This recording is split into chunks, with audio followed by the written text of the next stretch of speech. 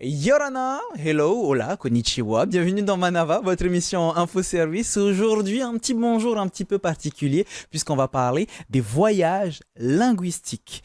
Ces séjours à l'étranger ou parfois au Fénois qui permettent non seulement de découvrir une culture, mais aussi de progresser dans une langue, de gagner en autonomie et parfois de vivre une première vraie expérience à l'international.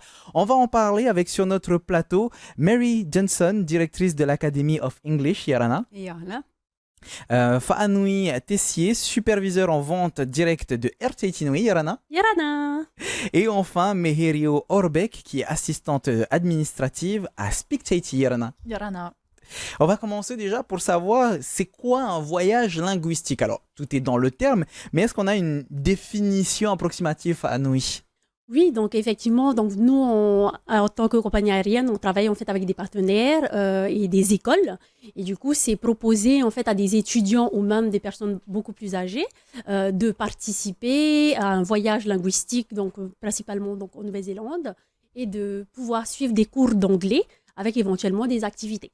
Alors au début, en faisant les recherches pour cette émission, je me suis dit, bon, il n'y en a pas tant que ça, mais en fait, si, il y en a énormément. Oui, il y en a énormément.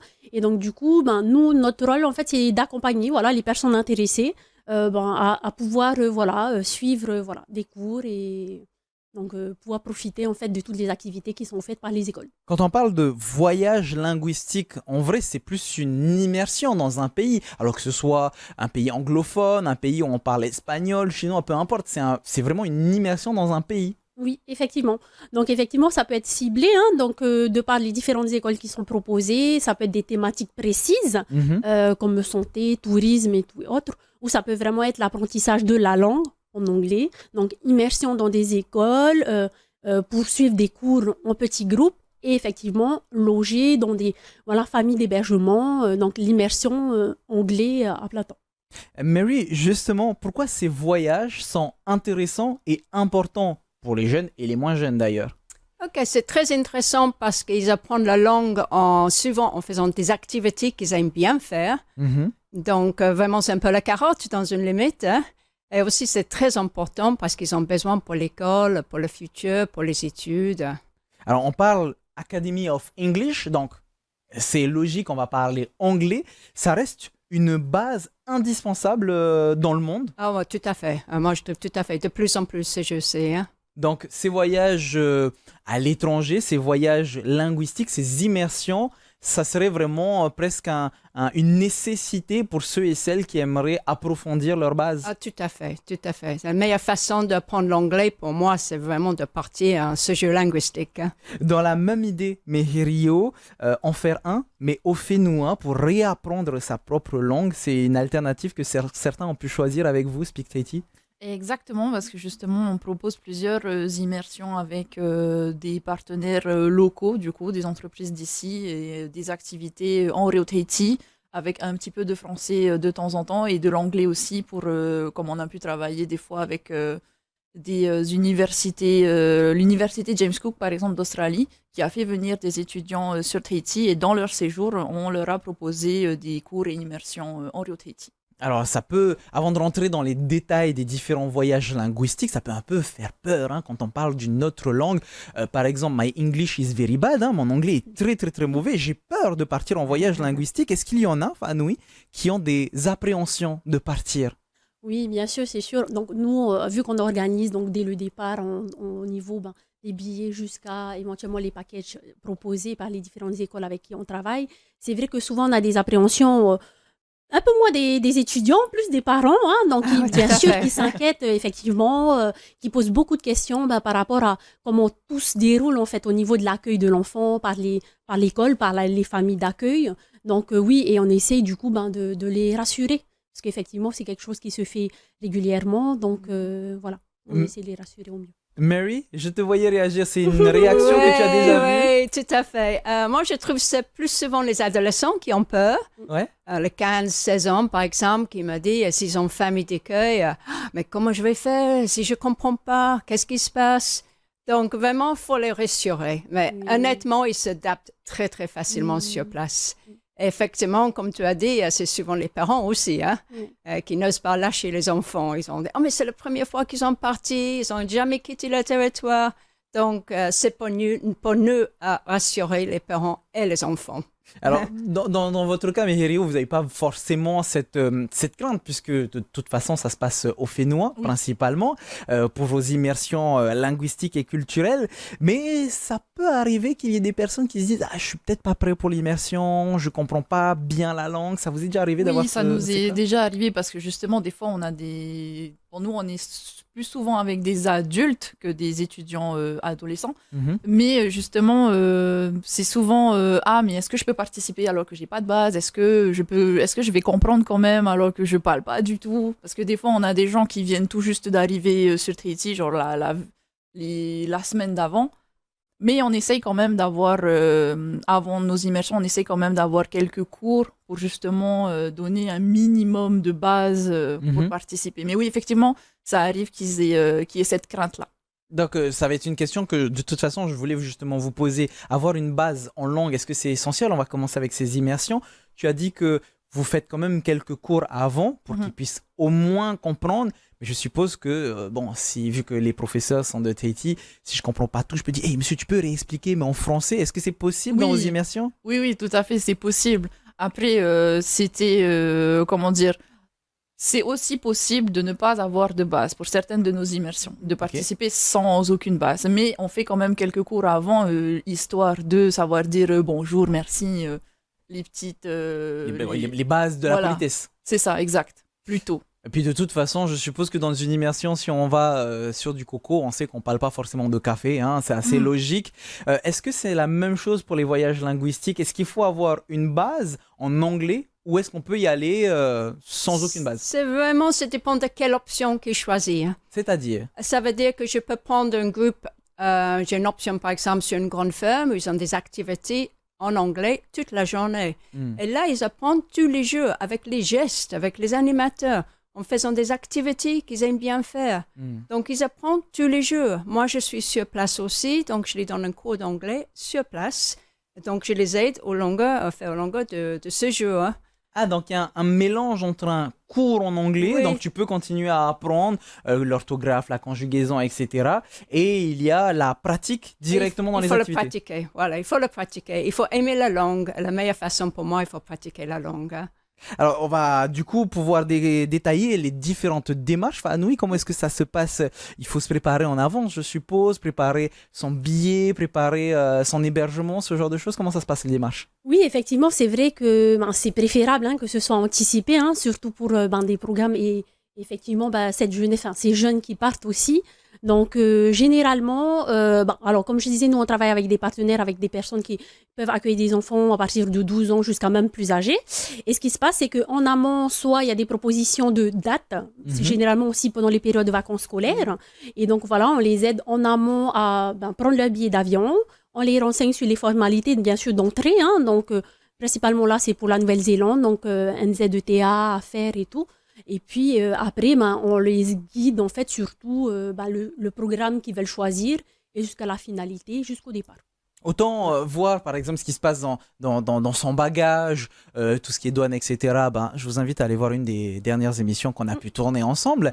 Mais par contre, ce qui est important à pouvoir souligner, c'est le visa. Si on va dans un pays genre États-Unis et Nouvelle-Zélande, si je ne me trompe pas, il faut préparer son visa à l'avance. Oui, en fait, il y a des formalités en amont qui doivent être faites. Sinon, en fait, du coup, ils ne pourront pas prendre l'avion. Donc, effectivement, notre rôle, bien sûr, c'est de leur informer. Et ensuite, effectivement, c'est à chaque personne de devoir faire les demandes requises avant le départ. Vous avez des profils bien précis qui viennent vous voir, par exemple des personnes qui sont sans emploi ou des étudiants ou au contraire des personnes qui ont un emploi mais qui peuvent se libérer pendant une certaine période. Vous avez des profils habituels, Mary? Oh non, un peu de tout. Vraiment, un peu de tout. Ça dépend si c'est un enfant qui part, un jeune enfant, un adolescent ou un adulte, vraiment tout âge. Est-ce que vous avez quand même des conseils à quand est-ce qu'on peut faire un séjour linguistique? Alors, on l'a dit, à partir de 12 ans jusqu'à n'importe quel âge finalement, mais est-ce que c'est mieux de le faire le plus tôt possible pour mieux apprendre? Honnêtement, je dis le plus jeune possible parce que les plus jeunes, ils n'ont pas peur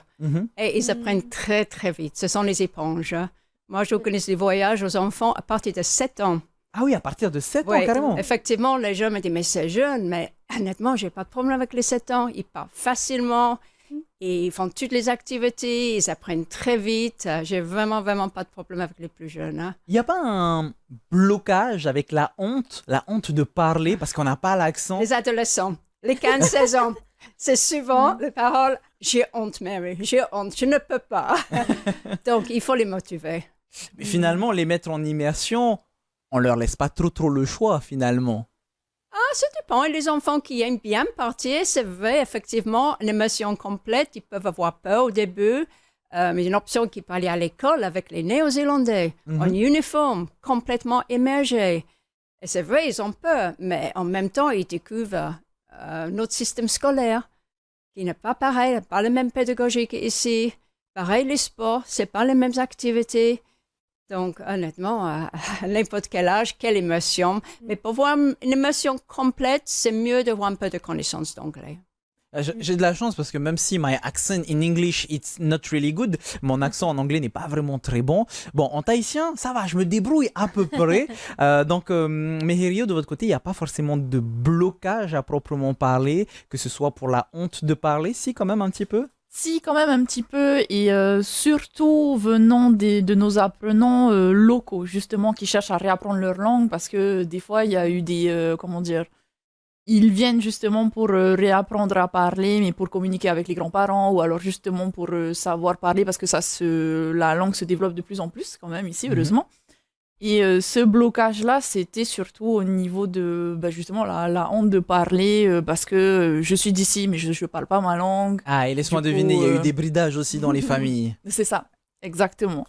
Les parents qui ne parlent pas en tahitien à leurs enfants parce que justement, eux, ils faisaient partie de la période où c'était interdit, trucs comme ça. Voilà. Tu as des profils, on parlait de profils juste avant, des personnes qui sont sans emploi ou des personnes qui au contraire ont un emploi et viennent suivre des cours et des immersions en parallèle. Au contraire, des personnes qui viennent d'ailleurs et qui veulent s'immerger dans la culture d'ici. C'est quoi les différents profils?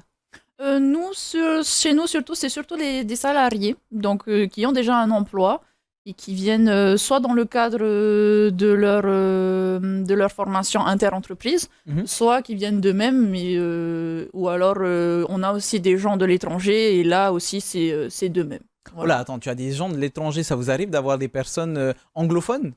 De temps en temps, ça nous est déjà arrivé, mais qui avaient quand même un certain bagage en français, déjà. D'accord. Parce que nos cours, ils se font en français tahitien surtout. Ah, j'étais en train de me dire, parce que si vous deviez faire la traduction anglais, puis français tahitien et ensuite retranscrire, ça serait une difficulté en plus. C'est une difficulté en plus, mais ça nous est déjà arrivé seulement avec des gens qui avaient déjà un bagage en français. D'accord. Ce qui est important, c'est que là, comme dans ce cas là où on parle de personnes anglophones qui viennent découvrir la culture tahitienne, finalement, dans le cas, Mary, de voyage linguistique dans d'autres pays, tu l'as dit tout à l'heure, on découvre de nouvelles écoles, de nouvelles manières d'apprendre. En fait, il y a l'ouverture de la culture. Oui, une grande découverte de la culture. Est-ce qu'il y a... les pays aussi, hein? Il y a d'autres points positifs de ce voyage linguistique? Alors bien sûr, la langue, mais est-ce qu'il y a d'autres choses qui nous permettent aussi de nous ouvrir à l'international?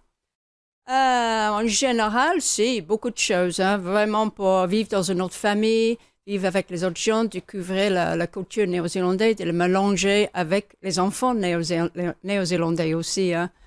Ça t'est déjà arrivé de voir des différences entre un début de voyage et la fin? Ah, yeah. Ça, c'est sûr. Beaucoup de différences.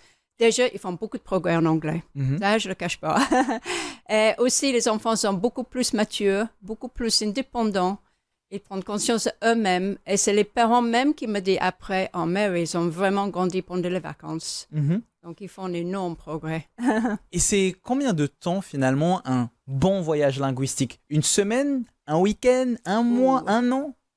Limite, le minimum 2 semaines. Minimum 2 semaines? Minimum 2 semaines pour les plus jeunes. Après, à partir de 3 semaines minimum pour les adolescents, aller à l'école. Et c'est sûr, s'ils peuvent partir plus longtemps, c'est mieux. OK, il faut respecter peut-être les vacances scolaires ici. Donc, s'ils ont 2 semaines de vacances en octobre, par exemple, ils peuvent partir 2 semaines. en juillet, ils ont 6 semaines, donc ils peuvent partir plus longtemps. Ah, ça peut peut-être être une idée pour vous qui regardez la télé, pour vos adolescents, pourquoi pas.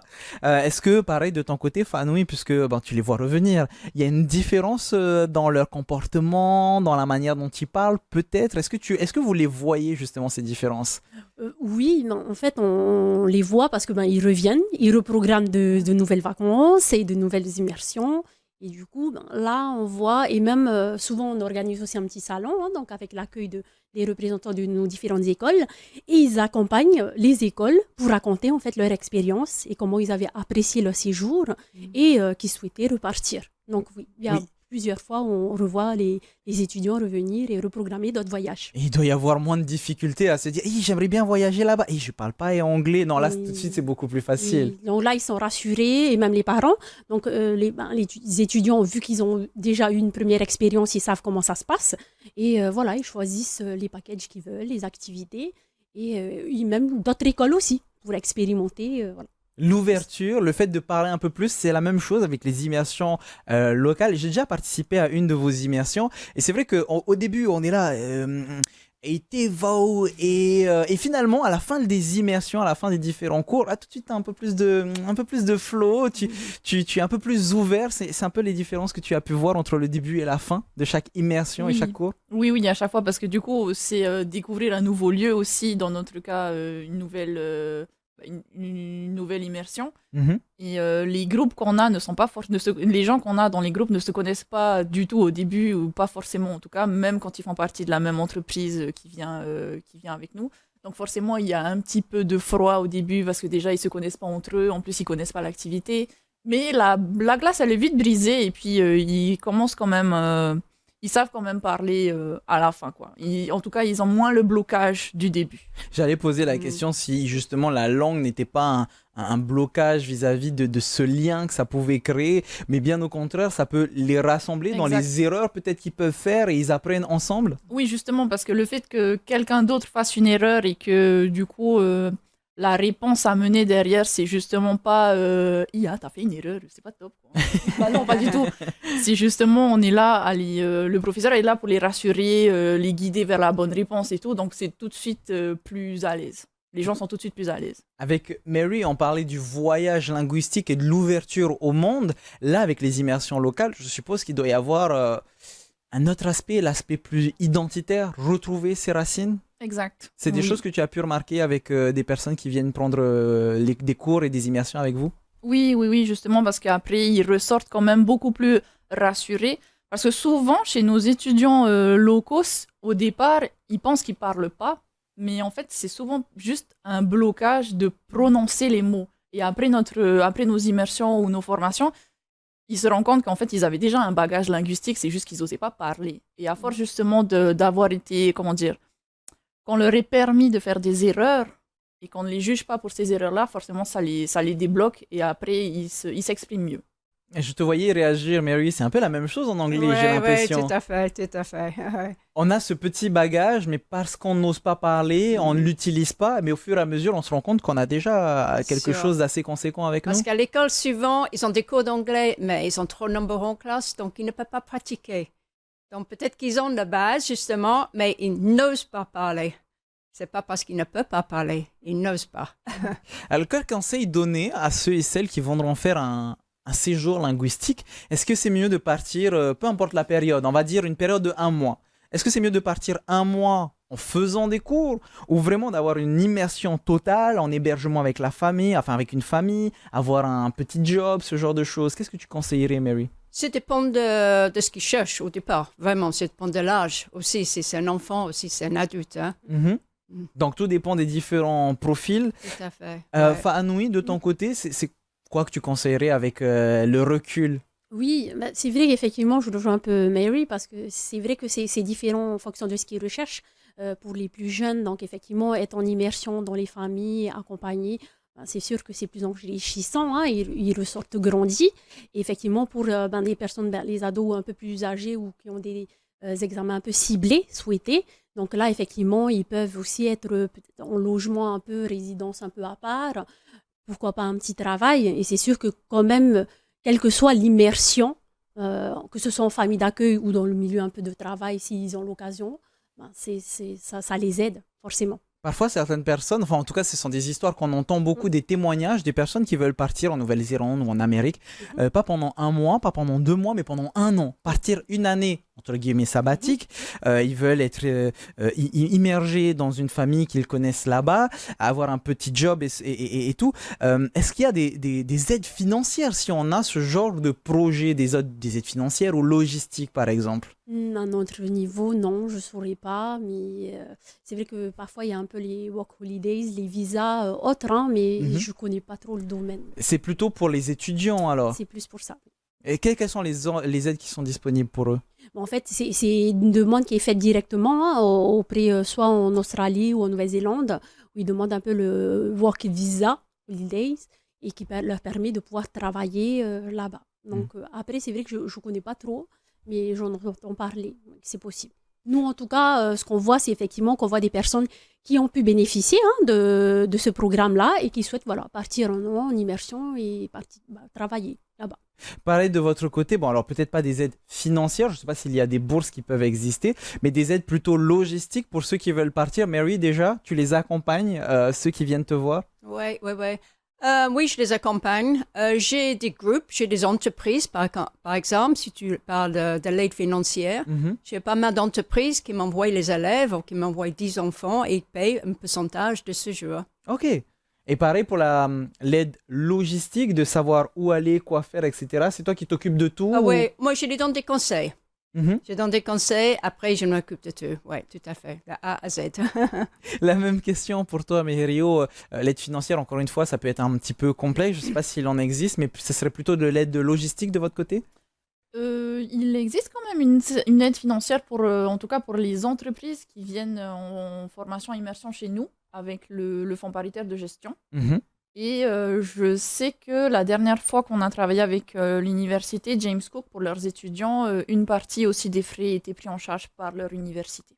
Justement, si on part du principe que ce ne sera pas forcément des locaux. Imaginons que l'on puisse appliquer les voyages linguistiques, donc nous qui partons en Amérique ou en Nouvelle-Zélande, mais l'inverse. Des gens qui sont de l'extérieur et qui viennent visiter Tahiti, qui viennent apprendre notre langue, notre culture. À plus grande échelle, ça pourrait être bien pour notre langue, la revitaliser. Oui, encore plus, surtout qu'il y a quand même de plus en plus un intérêt pour le Rio Tahiti. Donc oui, forcément, ce sera beaucoup plus valorisant pour la culture et pour la langue. Parce que pour l'instant, j'ai l'impression qu'il y a... Encore une fois, on revient sur ces blocages, peut-être des bridages qu'il y a eu dans la famille, mais j'ai l'impression qu'ici en Polynésie, ceux qui ne savent pas trop parler tahitien, ils restent sur cet acquis, non, je ne sais pas trop parler tahitien, et ils font pas plus l'effort de chercher, à moins que ce sont des choses que tu as pu rencontrer de ton côté, Mihirio. Moi, je trouve qu'il y en a quand même de plus en plus qui osent, ou en tout cas qui cherchent des solutions pour apprendre le Rio Tahiti, que ce soit par des organismes de formation comme nous, ou alors juste en allant parler au marché avec des gens. Je trouve que ça se refait quand même de plus en plus, et heureusement. Mais sinon, c'est vrai qu'il y a quand même encore un petit peu ce blocage de non, moi je ne sais pas parler et je ne saurais pas apprendre de toute façon. Et peut-être que ce qui peut bloquer, c'est peut-être aussi le rapport au coût. Combien d'argent ça peut coûter de devoir partir sans forcément avoir un chiffre précis? Est-ce qu'on a une fourchette, Mary, par exemple, pour un voyage linguistique, pour savoir comment se préparer? Comment on peut se préparer pour moi-même ou pour les clients? Surtout pour les personnes qui viennent te voir, combien est-ce que ça peut coûter? Imaginons que moi j'ai envie de reprendre mes cours en anglais. Combien est-ce que ça peut coûter pour les tarifs, c'est difficile à dire parce que ça dépend vraiment quelle option qu'ils choisissent et combien de temps qu'ils partent. Une année, c'est pas le même tarif que 2 semaines. Donc, oui, c'est sûr. Tu disais 2 semaines, c'était bien pour les adolescents, pour les enfants. Ouais. Partons sur 2 semaines avec une immersion, avec des activités, etc. Ça serait quelle fourchette de prix? Je vais dire 200 000 à peu près. Et par contre, c'est toi qui t'occupes de toute l'immersion, l'hébergement, etc. Oui, tout à fait. J'organise tout. Même les transferts de l'aéroport. Et moi, de mon côté, je m'occupe de tout ce qui est, bagages, visa, etc. Oui, tout à fait. Voilà. Ouais. Et les personnes qui aimeraient partir plutôt en solo, tu sais, cet exemple-là que j'ai donné tout à l'heure, partir 1 an entièrement, finalement, si je regarde bien, il n'y a que le billet, entre guillemets, à prendre en compte, mais est-ce qu'on aurait des conseils, avoir quand même de l'argent de poche de côté, des ressources financières de côté, au cas où? Oui, bien sûr, c'est important. Ben, surtout pour des séjours voilà, de longue durée, hein, si on part sur un an. Donc déjà, bien s'assurer d'avoir toutes les formalités d'entrée hein, donc, dans le pays. Et effectivement, ben, oui, avoir quand même un budget de prévu, même s'ils prévoient de travailler. Donc ça, c'est important hein, pour se préparer avant et vérifier effectivement pendant la période où ils partent, les tenues un peu à avoir, si c'est pendant l'hiver ou pas. Ah, ça peut varier ça. beaucoup en fonction des pays? En fait, pour la Nouvelle-Zélande, par contre, là, on entre dans la période fraîche, hein, là, juillet. Ok. Donc, c'est vrai que généralement, on conseillera bien sûr de partir avec ce qu'il faut et en fonction des activités qu'ils vont faire. Mais c'est vrai que en fonction des destinations, donc c'est pour mieux se préparer, de se renseigner bien sûr sur ce qu'il y a vers le pays sur lequel ils vont le visiter. Et justement, pour terminer cette émission, quel pays est-ce que tu conseillerais de pouvoir visiter pour un voyage linguistique? Amérique, Nouvelle-Zélande, c'est ce qu'on a donné pour l'instant parce que ce sont des pays anglophones, mais je suppose qu'il y a quand même des destinations un petit peu exotiques qui nous permettent non seulement de nous ouvrir sur une nouvelle culture, mais aussi sur une nouvelle langue. Oui. Pour ma part, j'ai pas eu la chance d'expérimenter, hein, mais en tout cas, je dirais que déjà, c'est bien la Nouvelle-Zélande parce que c'est pas très loin et tout, et qui est cet échange culturel aussi. Donc, c'est bien, déjà, pour un bon départ. Alors, tout dépend finalement de vos envies. Si vous avez envie de partir en voyage linguistique, que ce soit 1 an, 1 mois, 2 semaines, bon, un week-end, c'est un petit peu court quand même. Mais en tout cas, si vous avez envie de faire des voyages linguistiques, je vous invite à vous rapprocher directement de nos invités. Merci beaucoup, mesdames, d'être venues nous avoir parlé de ce sujet aujourd'hui. Maruru. Merci. Merci. Bon voyage à ceux qui partiraient pendant ces vacances. En attendant, nous, on se retrouve très bientôt pour une nouvelle émission. Maruru itotatou faririra trahuma parhena.